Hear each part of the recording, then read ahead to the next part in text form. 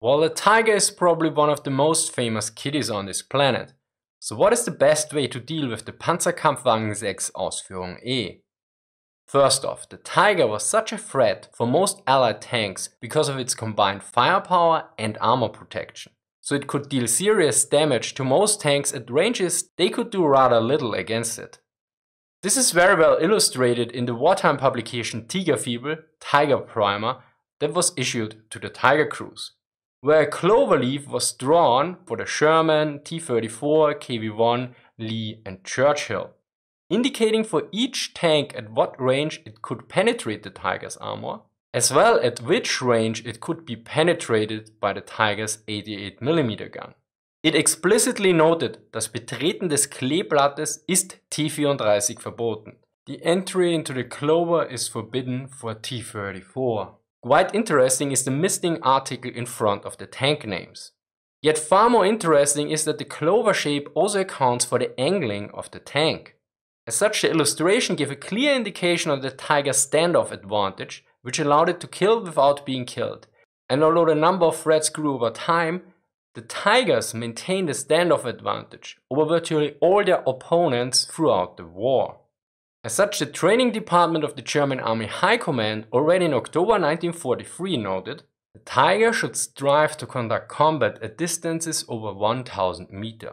This guideline was particularly issued to counter the misconception that the Tiger was invulnerable, and it was referring explicitly to penetration trials by the Soviets against the Tiger, while also providing the Soviet table of weapons used and the penetrations achieved. And this brings us to the first way to deal with the Tiger, namely to get up close and personal, just like in the petting zoo. There were two ways to do this: either close in on the cat, or ideally let the cat come to you. And if you have experience with cats, you know that they usually do exactly the opposite of what you want. So let's look at the close-in method. This was the way the Soviet instructed their tankers before the Battle of Kursk, although with limited success. For example, on the 5th and 6th July 1943, two companies of the 505th Heavy Panzer Battalion destroyed 111 Soviet tanks for a loss of only 3 of their own. Soviet tactics were to close with the Tigers as rapidly as possible and engage the thinner side and rear armor. These tactics were difficult to execute, and the two Tiger battalions during Citadel lost fewer than 10 tanks in combat, while destroying several hundred Soviet tanks.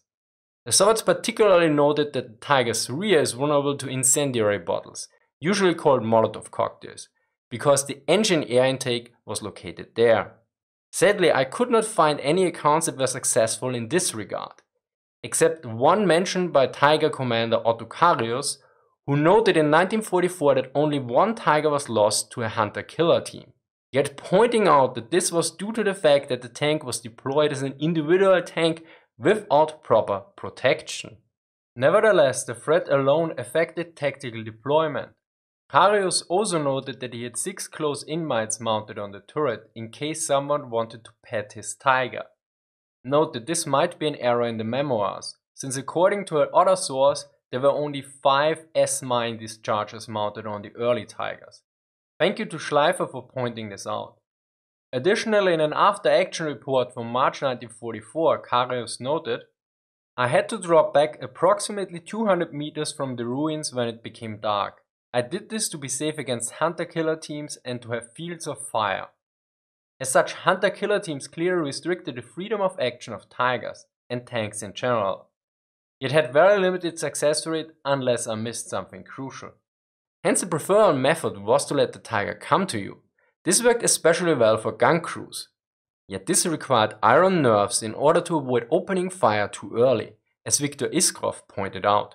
One of the gun layers, Sergeant Serdyuk, became unnerved and fired as soon as the tanks appeared on the hilltops. He missed, and the German tanks immediately spotted his gun and was blasted with a direct hit. Carius pointed out how hard it was to spot anti-tank guns. Usually we didn't make out the anti-tank guns until they had fired the first shot. We were often hit right away if the anti-tank crew was on top of things, because we had run into a wall of anti-tank guns. Hence it was crucial that the gunners hold their fire till the last moment. This was also the experience of the British fighting in Tunisia, where a British 6-pounder, that is a 57mm gun, was able to take out a Tiger, From the engagement, the following lessons were drawn. A. The British gunners did not open until the enemy tank was well within effective range. B. In addition to opening fire with their primary weapon, the 57mm, the anti-tank unit also opened with intense light machine gun fire, which forced the tank to button up and in effect blinded him. His vision apparently became confused and he was actively traversing his guns away from the anti-tank guns when he was knocked out for good. As such, the British concluded the following. A. The unobstructed vision of the gunner in a tank destroyer gives him a very real advantage over his opponent squinting through the periscope or narrow vision slits of a tank. B. The tank destroyer unit must force the enemy tank to button up by intense fire from every weapon he has, including machine guns, Tommy guns and rifles. And the last observation leads us directly to the next point. Namely, if you have enough daka, aka firepower, you can also just blast away with everything. This might not necessarily put the Tiger out of action, but likely will reduce its combat effectiveness. As the German High Command noted, even mass fire of all weapons, also light infantry weapons, can reduce the fighting power of the Tiger. Because even if the strong armor usually will not be penetrated, damage to sensitive parts, tracks and suspension, weapon, turret ring, optics occurs. Now there was a major issue with the early variants of the Tiger, namely the fact that the commander cupola was very high and just welded on. This made it a rather easy target and also very vulnerable. Carius pointed this out several times in his memoirs, likely also due to the fact that he almost got killed by such a hit. The entire commander's cupola had flown off my Tiger. I had shrapnel in my temple and face. Since the Soviets captured the Tiger in January 1943 and tested it thoroughly, they were aware of its strengths and weaknesses, including the issue with the commander cupola. They distributed leaflets that indicated which areas of the Tiger could be damaged with which weapon, especially prior to the Battle of Kursk. The turret ring, commander's cupola, weapons ports and bow machine gun port should be engaged by heavy machine guns and anti-tank guns. The tracks, the front and rear track wheels, and driver's vision port should be fired upon with guns of 45mm calibers or upwards. The track wheels should be engaged with anti-tank grenades and the cooling intake with incendiary bottles. Note that the instructions in some cases were far more detailed than this. Now someone pointed out in the comment section that the commander's cupola is a target that is too small to hit properly. Well, the 503rd Heavy Panzer Battalion clearly disagrees. An after-action report from the 503rd Heavy Panzer Battalion, which was equipped with Tigers, later commented, "What was striking was how frequently the commander's cupola was penetrated by direct hits or badly damaged. The Russian instruction on how to combat Tigers spread surprisingly quickly and was followed by all enemy arms of service with great stubbornness." Note that the Soviets shared their experiences with the Western Allies.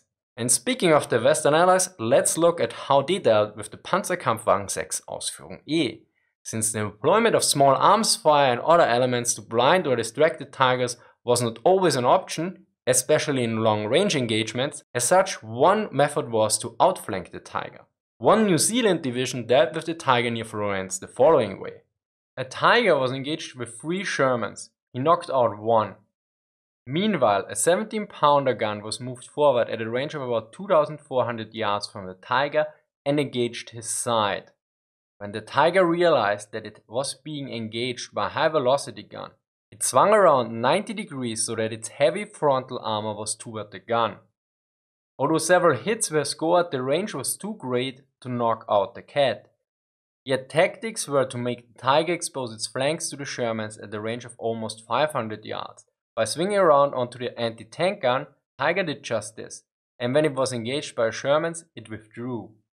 Thank you here to Max Ravenclaw for pointing out that there was something odd with the ranges, and Mobius 500 for tracking down a primary source that had different ranges, although the other parts of the text were equal to a reprint in a secondary source. Now in North Africa, before the British and US forces had access to the 17-pounder gun, how did they deal with an attack from Tigers? After all, there were several occasions when such attacks failed, most notably Operation Ochsenkopf, Oxhead in 1943. One method was simply to pull back from ridge to ridge and deploying mines. Of course, these minefields had to be protected by anti-tank guns as well. Furthermore, artillery engaged the Tigers once they hit mines. This prevented engineers from clearing the minefield. Additionally, the Tigers had to button up and were unable to maneuver without risking to hit another mine. There were several instances where such a combination of mines, anti-tank guns and especially artillery halted the advances of Tigers in 1943 and 1944.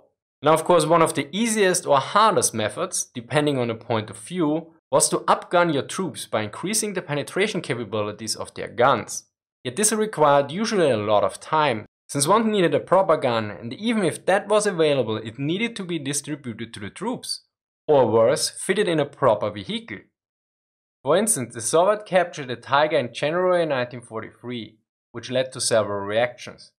First, in April 1943, the People's Commissariat of the Tank Industry issued orders for provisioning of hollow charge ammunition for the 122mm guns, conversion of the 85mm anti-aircraft gun to an anti-tank and tank gun, development of an 85mm self-propelled gun, which would later become the Su-85, production of specialized anti-tank shells for the 85 and 152mm guns. After the conclusion of the penetration tests performed on the Tiger, the following orders were issued in May 1943. Development of new armor-piercing and subcaliber ammunition for the T-34, the development of a long-barreled 122mm self-propelled gun, the later ISU-122, and the development of a 100mm gun for the planned IS tank. Big thank you to Ilva Fomenko for pointing out my error about the Su-152, and to Peter from Tank Archives on confirming this. Additionally, a big thank you here to Dr. Roman Töppel for providing the information on the various measures taken by the Soviets in April and May 1943. So on paper, upgunning is easy, in reality it was not. Nevertheless, it happened over time, and as a result, in September 1944, the Inspector General of the Panzertruppen Heinz Guderian noted, in the time of the 12.2 cm tank gun and 5.7 cm anti-tank gun in the east, as well as the 9.2 cm anti-tank anti-air gun in the west and southwest, the Tiger, even due to his capabilities, cannot ignore the fighting principles necessary for other tank types anymore. Well, not much to add here.